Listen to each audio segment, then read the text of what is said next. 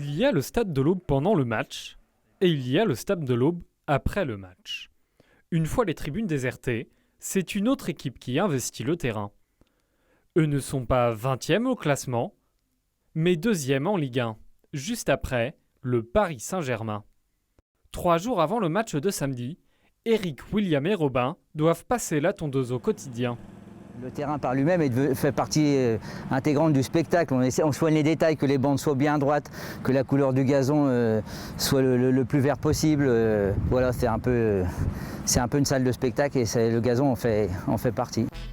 Si cela fait 4 ans qu'Eric surveille attentivement les pelouses du stade, il y a encore quelques années, le gazon n'était pas la priorité pour la Ligue 1.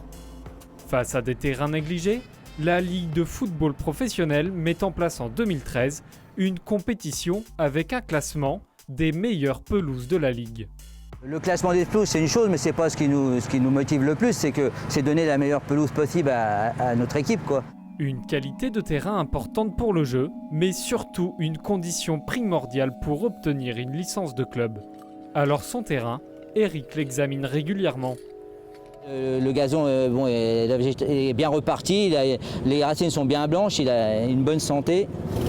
Ils sont assez nombreuses et nous on voit qu'il a quand même une certaine souplesse. C'est sûrement dû aussi au fait qu'on le travaille quand même beaucoup en décompaction et il n'est pas dur du tout. Et aujourd'hui, si les pelouses de Troyes sont si bien cotées, c'est en partie grâce à l'installation d'une pelouse hybride il y a 3 ans.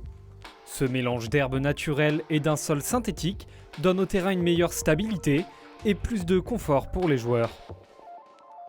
Il s'intéresse beaucoup au traumatisme au niveau des articulations, que ce soit la fédération ou même les médecins des clubs, la souplesse qu'il peut y avoir supplémentaire pour voir justement que ça soit au moins traumatisant pour les joueurs au niveau des articulations, mais aussi lors d'un choc sur la tête par exemple. Donc c'est pour ça qu'ils attachent beaucoup d'importance à la souplesse des sols. Pour préparer le match Estac-Reims demain soir, Eric et ses équipes auront passé 3 jours à l'aménagement du terrain.